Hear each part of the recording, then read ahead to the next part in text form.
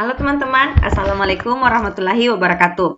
Kembali lagi bersama saya Bu Nana di channel Guru Kreatif 4.0. Nah, hari ini kita akan melanjutkan pembahasan mengenai soal-soal P3K. Jadi video ini merupakan video ke-6 dari kami. Nah, teman-teman, kami membuat video ini itu sebagai bentuk persiapan untuk teman-teman menghadapi tes P3K yang nantinya akan dilakukan atau dilaksanakan pada Maret 2021.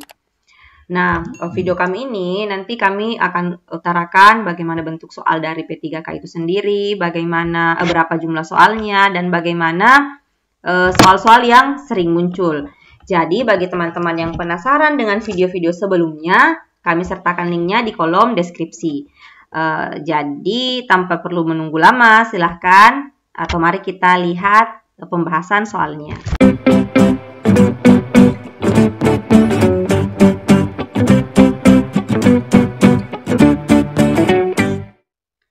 Sekarang kita lihat bagaimana soal yang muncul, yang sering muncul. Nah, sebelumnya kami minta maaf jika dalam soal nanti ada yang salah ketik atau salah penulisan. Ini karena yang kami munculkan ini adalah FR dari soal pada tahun yang lalu ya. Jadi mari kita lihat. Yang pertama, terdapat peserta didik yang mengadu kepada guru bahwa ia selalu melakukan tugas piket kebersihan kelas sendiri. Anggota yang lain tidak mau terlibat membersihkan kelas. Mereka memaksa dan mengancam jika melaporkan hal tersebut pada wali kelas. Sebagai guru yang mengetahui hal tersebut, apa yang Anda akan lakukan? A. Memberikan hukuman? Tentu tidak, ya. Guru melakukan evaluasi keterlibatan siswa terkait kegiatan piket kebersihan. Ini boleh. Ini boleh saja, tapi kita mencari yang paling tepat dulu. Memberikan teguran kepada siswa yang tidak mau terlibat dalam kegiatan piket kebersihan kelas agar siswa yang rajin tidak terpengaruh dan tidak mengulangi perbuatannya. Ini bukan ini yang kita cari ya untuk menyelesaikan permasalahan tersebut. D. Merekomendasikan guru BK untuk melakukan konseling. Ini juga terlalu jauh.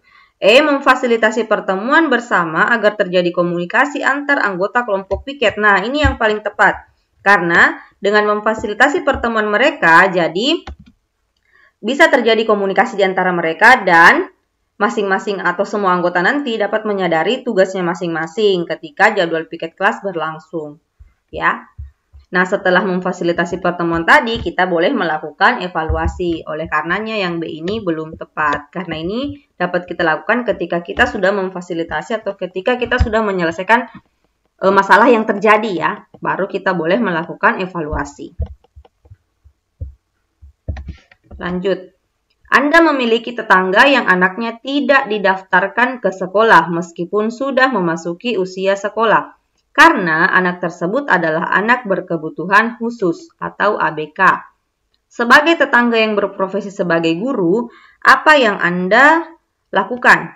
A. Menjelaskan kepada orang tuanya bahwa ABK juga memiliki hak untuk sekolah dan terdapat banyak sekolah yang mau menerima ABK sebagai siswanya. Ini masih kurang tepat ya. B. Menyarankan kepada orang tuanya agar menyekolahkan anaknya di sekolah luar biasa agar tidak melanggar hak asasi manusia. Betul. Kita yang harus kita lakukan bukan menjelaskan tapi memberi saran kepada orang tuanya agar menyekolahkan anaknya di sekolah luar biasa. Itu yang perlu kita lakukan. C. Meminta aparat desa, ini tidak tepat.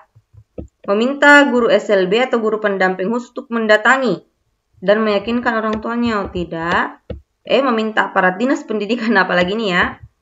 Nah, jadi yang paling tepat tadi adalah kita sebagai guru dan sebagai tetangga yang peduli, kita menyarankan kepada orang tua anak tersebut. Lanjut. Seorang guru mendapati beberapa siswa yang belum mengumpulkan tugas pada tenggang waktu yang telah diberikan, dikarenakan tugas yang menumpuk dari mata pelajaran lain. Jika seandainya Anda sebagai guru, apa yang Anda lakukan? A. Memberikan fasilitas untuk berdiskusi dan mengajarkan pada siswa tentang bagaimana cara mengatur waktu dengan baik, serta bertanggung jawab pada tugas yang diberikan. Nah, ini betul sekali teman-teman. Di option A saja sudah dapat betulnya ya. Nah, ini betul sekali.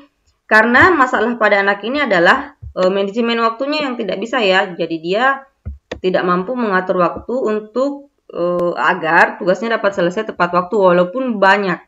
Jadi yang perlu kita lakukan adalah berdiskusi pada siswa tersebut dan mengajarkan mereka bagaimana cara mengatur waktu yang baik serta bertanggung jawab pada tugas yang diberikan. Ini yang benar.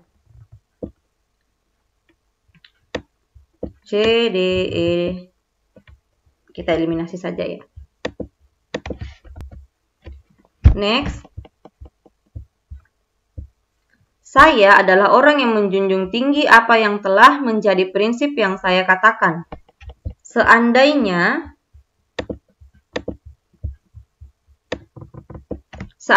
saya menerima sebuah tugas yang tidak sesuai dengan prinsip saya, hal yang akan saya lakukan adalah menyalurkan pikiran dan perasaan negatif pada sasaran lain. Sangat salah ya teman-teman. Jangan seperti itu. B. Memendam perasaan negatif agar tidak mengganggu pelaksanaan. Ini juga masih kurang tepat. C. Mengalihkan perasaan dan pikiran. D. Mengungkapkan pikiran dan perasaan pada orang yang terdekat. Ini juga tidak tepat sasaran. Nah, E. Mengungkapkan dan mendiskusikan pikiran dan perasaan itu dengan pimpinan. Nah, kenapa ini yang tepat? Karena bisa saja ketika kita sudah mendiskusikan pikiran kita tersebut dengan pimpinan kita, akan ada solusi yang diberikan dari pimpinan kita itu. Jadi jangan langsung berputus asa, jangan langsung berpikiran negatif ya teman-teman. Kita tetap harus berusaha. Next.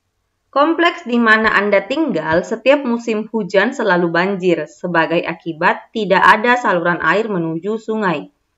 Warga sudah beberapa kali mengusulkan kepada pemerintah desa atau kelurahan untuk dibuatkan saluran pembuangan air.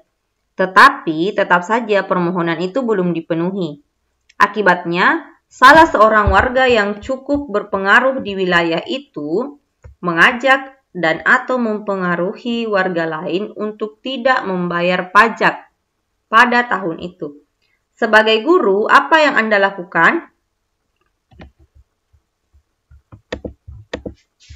A. Mengingatkan warga agar tetap membayar pajak, karena membayar pajak itu kewajiban warga negara. Ya, ini bisa. B. Tetap membayar pajak meskipun beberapa warga. Ini benar, tetapi masih kurang tepat karena hanya diri kita saja ya. C. Mengingatkan salah satu warga tersebut agar tidak mempengaruhi warga lain. Masih kurang tepat. D. Mengajak aparat RT untuk memohon kembali kepada. Ini boleh dilakukan tapi bukan pada saat ini ya. Bukan pada saat itu. Maksudnya boleh dilakukan itu setelah kita menyelesaikan persoalan tadi. Yang warga lain tidak membayar pajaknya. C. Bersama warga lain mencari sponsor. Ini tidak tepat. Jadi tadi yang paling tepat adalah mengingatkan warga agar tetap membayar pajak. Karena membayar pajak itu kewajiban warga negara. Nah, setelah kita mengingatkan warga lain untuk membayar pajak, kita boleh mengajak aparat RT untuk memohon agar dibuatkan saluran air, tapi tetap harus membayar pajak.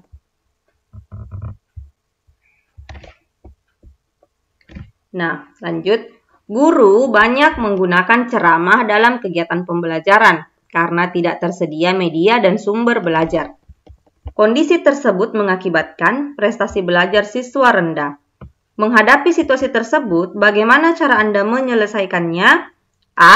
Saya memanfaatkan alam sekitar sekolah sebagai media dan sumber belajar untuk mengaktifkan kegiatan belajar siswa. Ini betul sekali. Jadi, ketika tidak tersedia media dan sumber belajar, tetapi di sekitar kita atau alam kita mendukung untuk dijadikan media ataupun sumber belajar. Nah, itu justru sangat bagus. Karena kegiatan ini kan mengaktifkan siswa. Jadi, dengan belajarnya siswa atau aktifnya siswa itu, pembelajaran dapat lebih terserap. B. Saya menugaskan siswa untuk membuat media dan sumber belajar yang menunjang. Tapi ini tidak ya. C. Saya bekerja sama dengan orang tua untuk memberikan sumbangan. Ini juga kurang tepat. Boleh, tetapi ada yang lebih tepat. Saya meminta siswa untuk belajar di kelas dengan tenang. Tidak. Saya mengemukakan persoalan tersebut kepada beberapa guru dan tetap mengajar seperti biasanya. Ini hanya mengemukakan tapi tidak menemukan solusi dari masalahnya. Jadi yang paling tepat tadi adalah memanfaatkan alam sekitar. Jadi teman-teman yang merasa, wah di sekolah saya ini medianya minim. Tapi teman-teman sudah tahu demikian tapi masih berpangku diri atau masih tidak mengusahakan sesuatu, nah itu salah. Harusnya teman-teman boleh memanfaatkan alam sekitarnya. Saya rasa banyak ya. Lanjut. Seorang anak berminat pada kelompok peminatan bidang ilmu pengetahuan sosial ketika memilih studi lanjut ke SMA. Namun, orang tua bersikuku agar anaknya memilih peminatan pada bidang ilmu pengetahuan alam. Karena orang tua ini menginginkan anaknya menjadi dokter, agar masa depannya terjamin. Menurut si anak, ia merasa tidak mampu jika studi lanjut di kedokteran dan kurang meminati pelajaran ilmu biologi, matematika, serta fisika kimia. Sebagai wali kelas, apa yang akan Anda lakukan? A. Menasehati anak untuk patuh pada orang tua yang telah memilihkan masa depan yang baik. Ini kurang tepat ya. Boleh, memang kita boleh menasihati anak untuk patuh, tetapi juga harus memikirkan kemampuan dari anak tersebut. B. Memberikan saran kepada orang tua dan si anak untuk mengenal secara objektif kemampuannya dengan konsultasi pada psikolog. Wah, ini tidak tepat. Belum, ini masih bisa kita tangani ya. Belum pada konsultasi psikolog. C. Menyarankan kepada si anak untuk menyampaikan pada orang tua bahwa dirinya tidak berminat dan merasa tidak mampu kuliah pada jurusan kedokteran. Boleh, tapi yang lebih alangkah baiknya jika kita yang memfasilitasi. D. Melakukan kunjungan rumah dengan membawa data prestasi si anak sebagai bahan diskusi. Ini boleh, tapi kita lihat option E dulu. Bersama guru BK, Anda sebagai wali kelas akan memfasilitasi pertemuan antara orang tua dan siswa. Anda akan mendiskusikan bersama-sama dengan menggunakan data-data sebagai dasar keputusan objektif. Ini yang paling tepat. Kenapa? Karena di sini juga ada guru BK. Guru BK kan atau bimbingan konseling dapat membantu kita untuk menjelaskan kemampuan si anak ini, minatnya, bakatnya di mana kepada orang tuanya. Jadi yang paling tepat adalah E.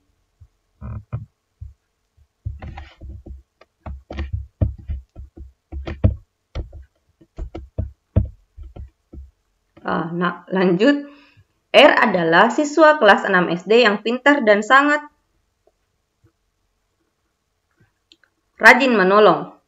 Ayah R sudah meninggal dan ibunya mencari nafkah sebagai pedagang kue untuk mencukupi kebutuhan anak-anaknya. Seringkali R tidak masuk sekolah karena harus membantu ibunya berjualan. Sebagai guru R, yang sebaiknya Anda lakukan adalah memberikan uang sebagai bantuan secara sukarela setiap bulannya. Ini bukan solusi yang tepat. Nanti malah membuat malas ya. B. Memperbolehkan R untuk sesekali tidak masuk sekolah karena memberi kesempatan untuk R belajar menolong orang tua dan bekerja. Saya rasa bukan solusi yang tepat. C. Tetap tidak memperbolehkan R